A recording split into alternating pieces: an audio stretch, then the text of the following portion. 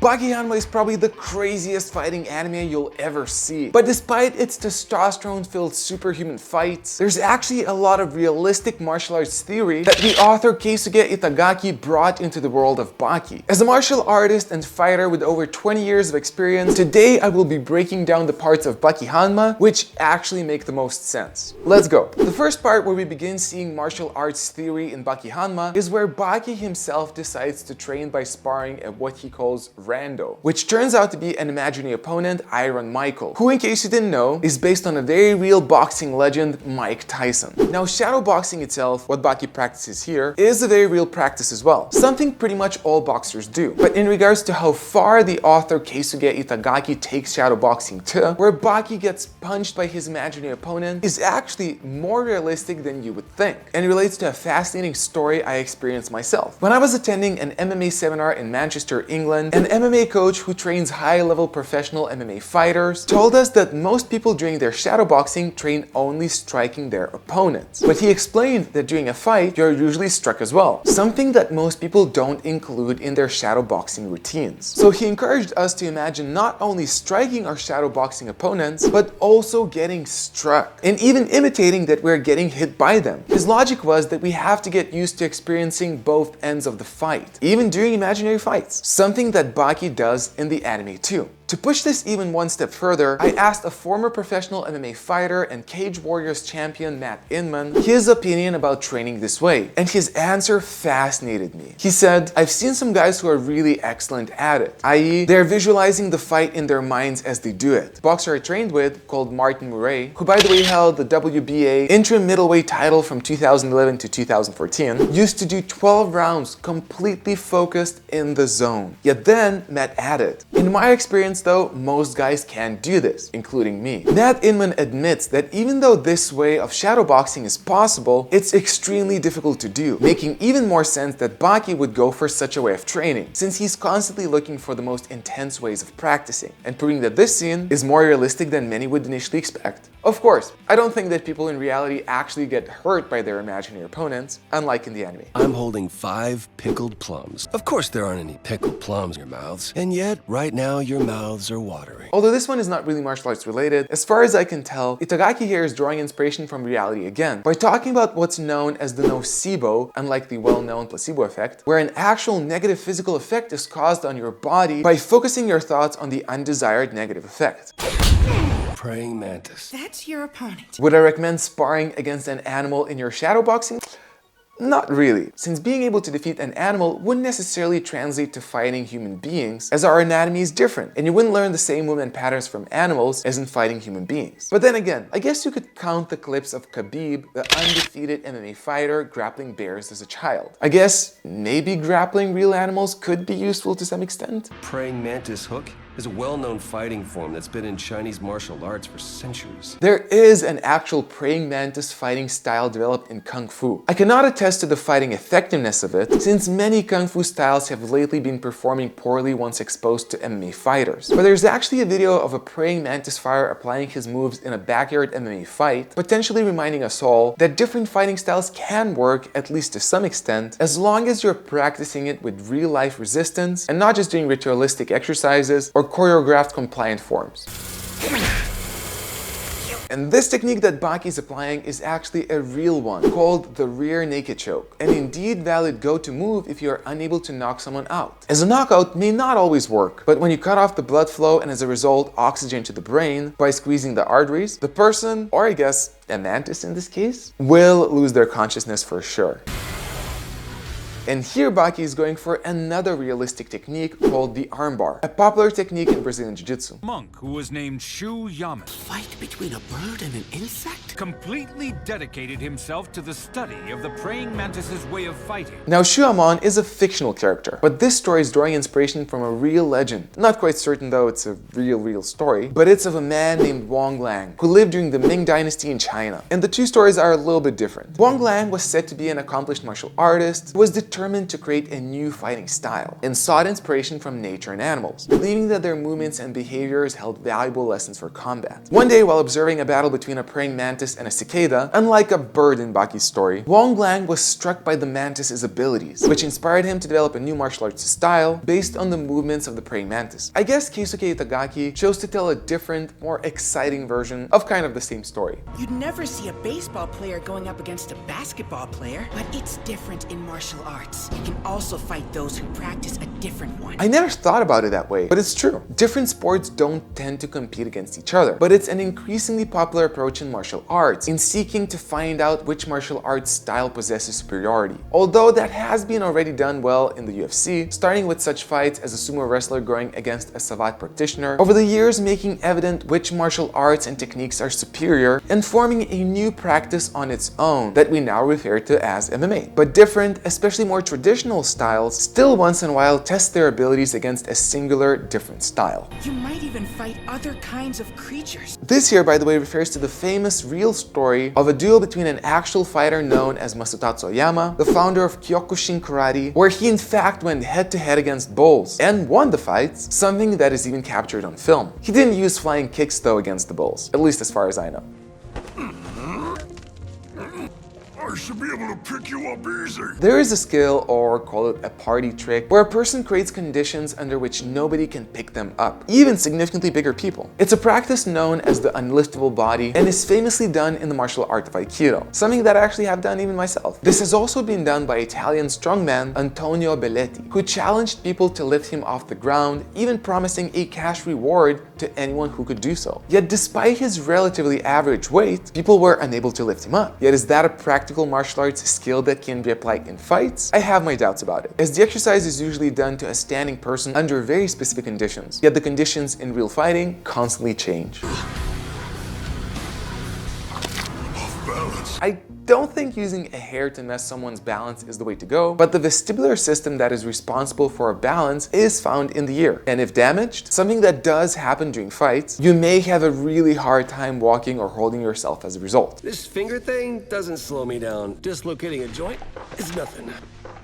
It is actually possible to dislocate a joint intentionally in order to escape handcuffs, something that the anime probably is drawing inspiration from. The champion doesn't stand any chance at all against 3 amateurs. He isn't used to fighting against 3 men at one time. Now this fight I found in particularly interesting. While I won't be expecting 3 people to always finish each other's sentences, there is a realistic statement made here that fighting a single person is very different to fighting a group of people. And even a capable fighter can easily lose when facing multiple opponents. Partly because it's just so difficult to do, but also because they're usually used to fighting a single person, as in the infamous case of a capable UFC fighter, Michael Falsao, who got knocked out by a second, regular attacker from the back when facing a single opponent from the front. He managed to get all 3 of them in front of him. While it sounds like a good idea to not give your back by going against the wall, this strategy also has a flaw, since when you are fighting multiple opponents, in reality, you constantly want to be on the move in order not to be an easy target. But when backed against the wall, you become a much easier target. Magnificent peekaboo fighting style, completely covering the vital areas. And then by weaving, ducking, bobbing, you're able to create a near-perfect defense. The peekaboo style mentioned here is in fact the real fighting style of the real Mike Tyson, one that he used to win dozens of fights. You can only ever dodge a single punch. If 3 punches are thrown at the same time, 2 are bound to land. The issue of being attacked by multiple people at the same time is actually addressed in a self-defense system known as Defense Lab, a system that was actually used as Batman's official fighting style in the Dark Knight trilogy, and one that I had the pleasure of learning personally from its founder, a video that you can watch on my channel, by the way. The system acknowledges that when you will be attacked by multiple opponents, they will most likely be attacking you at the same time, and if you will focus only on defending or attacking, one of the attacks will get to you. As the solution in the Defense Lab system, the goal is to defend and attack at the same time, while constantly moving, so you would leave as little openings and time as possible for anyone to get you, as you're also at the same time protecting your vital areas in the meantime. While the Defense Lab system has a controversial reputation in the martial arts world, personally I quite liked it. To defeat a larger man, the first is to strike the testicles. The second is to gouge the eye. There is one more killer technique, the heel. While the testicles, eyes, and using of the heel does have potential, many experienced self-defense experts don't simplify and rely on this approach as much, since these techniques don't always work out, but instead having well-developed fighting abilities or having practical information how to approach a self-defense situation, as for example, knowing how to avoid a physical confrontation to begin with, can be much more valuable. Could I ask you to hold the corner of this bandana? Oh, lose or lose contest that was originally developed for duels between European nobles. While I was unable to find a dueling form known as loser loses, it turns out there used to be a dueling form known as duel à mouchoir, translated as dueling with a handkerchief. This dueling form also includes holding of a handkerchief by two opponents, but instead of using your fists, they were using swords and even pistols, something that almost always ended in the death of one or even both duelists. By the way, my friends and I tried to fight by Baki's loser loses rules in real life. If you're interested, make sure to check out that video as soon as you're done with the breakdown. But if you're curious now if it's possible to fight that way, yes it is. Fighting this way actually even turned out to be a great way to develop your head movement and footwork for boxing. Just the Gilberto style gripping, where you don't grab the handkerchief at all, proved to be quite challenging. Support. Of all the martial arts, none question the utilization of the ground. There is truth to that. It is well known that in order to generate a powerful strike, the movement has to come all the way from the ground till the very end of the strike. And that movement does begin from the ground and having a solid base. An exception of a martial artist using the earth as a support could be debated to be in the case of jiu-jitsu, where a practitioner climbs on top of the other person to submit them, without then touching the ground themselves entirely. But that being said, jiu-jitsu practitioners do spend a lot of time on the ground otherwise. And some of them are even proud of saying that they have an advantage over strikers since they remove their base by taking them to the ground. Ah, there it goes.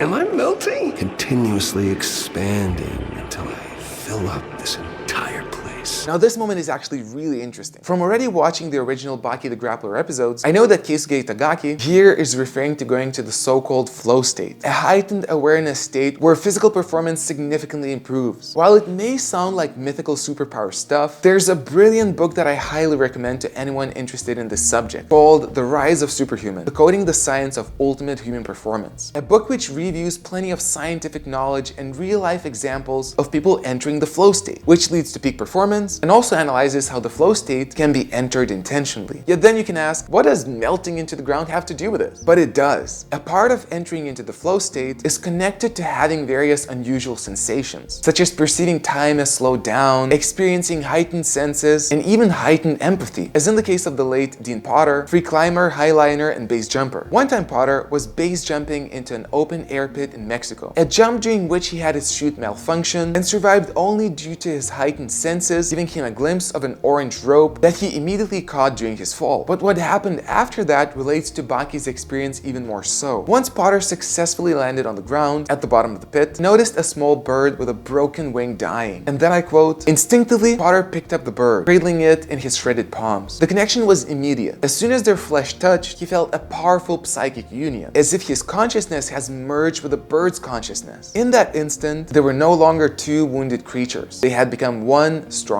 animal." The author Stephen Kotler then continues, "While Potter's experience may be hard to believe, variations of this are not that uncommon in action and adventure sports. Surfers frequently report becoming one with the waves. Snowboarders become one with the mountain. It was like I reached a place where clarity and intuition, effort and focus all came together to bring me to a higher level of consciousness," says professional kayaker Sam Drevo. The book then continues to present some scientific explanations to these experiences. But coming back to Baki, his melting into the ground without knowing anything about the science of the flow state may seem super weird, but it seems that Keisuke Itagaki is well read about it, and it's exactly what he's referring to in this instance. Baki seemed to look like him, Musashi Miyamoto. You know who he is. I mean, everybody knows him. Does everybody really know Miyamoto Musashi? In case you don't, he was a real samurai, or often referred to as a ronin, a masterless samurai, who was known as the first famous samurai to fight using two swords simultaneously and was apparently unbeatable in combat. Although it seems that during World War II, many of Musashi's stories were greatly exaggerated to present him as an inspiration to soldiers. The reality of Musashi is probably somewhere between the true story and the legends, as it's usually the case with legendary people. And here, Baki is standing in a stance similar to a known Musashi portrait, although the real stance that he was using in fighting is actually unknown. You can't fight him like that! There's a good reason why there are 17 weight classes in boxing! For a middleweight like you, trying to trade punches with Oliver is